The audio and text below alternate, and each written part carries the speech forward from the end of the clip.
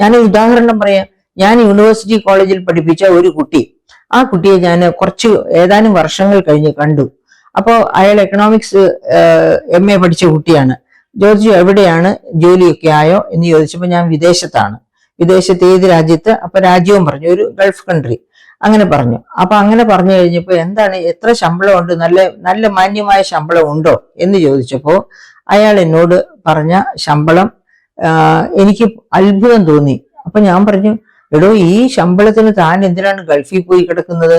ഇവിടെ താന് ഒരു 20 ദിവസം ജോലിക്ക് പോയാൽ ഇതിനേക്കാൾ കൂടുതൽ ശമ്പളം കൂലി തനിക്ക് കിട്ടുമല്ലോ. അപ്പൊ അതല്ലേ ഏറ്റവും നല്ലത്, തന്റെ കുടുംബത്തോടൊപ്പം തനിക്ക് കഴിയാം, അതായത് തന്റെ അച്ഛനമ്മമാരോടും സഹോദരങ്ങളോടും ഒപ്പം തനിക്ക് കഴിയാം, അതുപോലെ തന്നെ പൈസയും കിട്ടും. അപ്പൊ പറയാണ്, ടീച്ചറെ, മാനുവൽ ലേബർ ചെയ്യാൻ പോകുന്നത് നാണക്കേടല്ലേ?